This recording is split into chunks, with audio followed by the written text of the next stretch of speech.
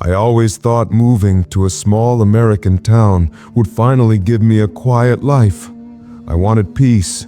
No traffic, no neighbors yelling, no city sirens at 3 in the morning.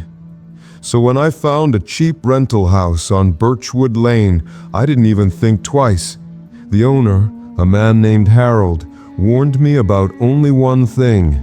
If you hear footsteps in the walls, never answer it. I laughed, assuming it was a joke. It wasn't. The first night felt almost peaceful. The house was old but clean. The wooden floors smelled of polish, and the backyard had a lonely swing gently rocking in the wind. But around 1:47 a.m., everything changed. I heard footsteps inside the walls. Not rats, not settling wood, actual footsteps. Slow, heavy, measured, like someone barefoot, walking from one corner of the room to the other. I froze in bed. The air around me felt colder, like someone unseen had stepped inside the room. I whispered to myself, "It's just an old house," but even my own voice felt scared to believe it. The next morning, I found something strange near the front door. Dusty footprints, small, child-sized, and facing inward, like someone walked into my house, not out of it. Harold, the owner, shrugged like it was nothing. "Just don't answer the footsteps," he said again. His face looked pale when he said it, like he wasn't warning me. He was begging me. That second night, the footsteps were turned, but this time they stopped right behind my bedroom wall. A soft whisper followed. "Are you awake?" My blood iced. The voice sounded like a child, but hollow, distant, stretched too thin to be human. I covered my ears and tried to stay still. The whisper grew sharper. "I know you hear me." The wall behind me pushed inward. Something pressed its hand from the other side. 5 long indents appeared.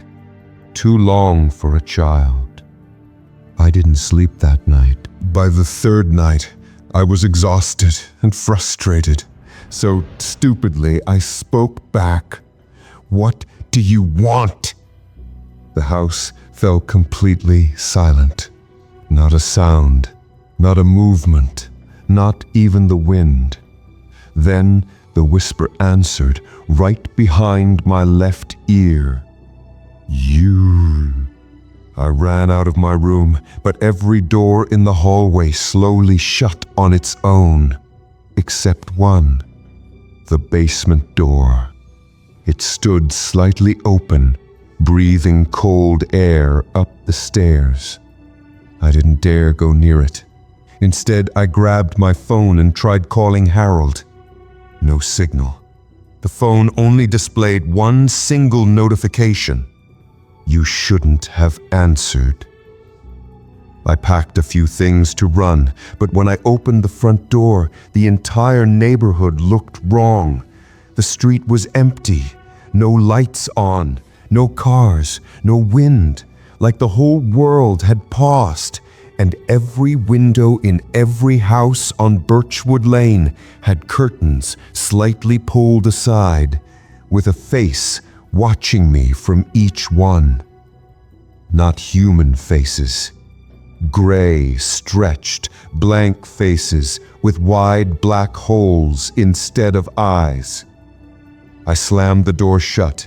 The house groaned like something huge had just crawled across the roof. The walls shook. Footsteps thundered inside the ceiling, then inside the walls, then inside the floor.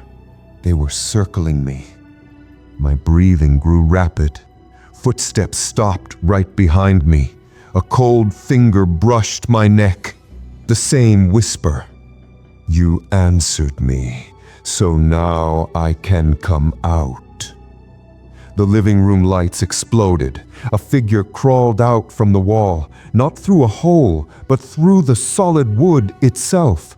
Its limbs were too long, bending the wrong way. Its head tilted backward, mouth wide open as if screaming silently. But worst of all, its legs were those of a child. Its arms too long for any human. Its face a white blur shifting constantly, like it was trying to decide which shape to wear. I stumbled backward. It crawled toward me faster, bones cracking with each step. Then it stopped inches from my face and opened its mouth wide enough that the jaw nearly split. Inside wasn't a throat, just darkness. It whispered again, but now its voice layered with many voices. You'll stay like the others. You let me in. I bolted upstairs and locked myself inside the bathroom. The creature dragged its nails along the door. Scratch, scratch. Then silence. A silence so deep I could hear my own heartbeat. After 20 minutes of dead quiet, I peeked out. The creature was gone. But on the floor, written in long black marks, were the words, "You can't run. The house goes with you." I grabbed my bag and ran out of the house with everything I had. I didn't stop running until I reached the highway and hitchhiked to the next town. I thought I was free. I checked into a motel, took a hot shower, tried to calm myself. But as I turned off the bathroom light, I heard it coming from the motel wall. Footsteps, slow, heavy, getting closer. Then a whisper seeped through the wall. "I told you, the house follows." I backed into the corner, trembling. The footsteps stopped right behind me, and the final whisper came. "Now, answer me again."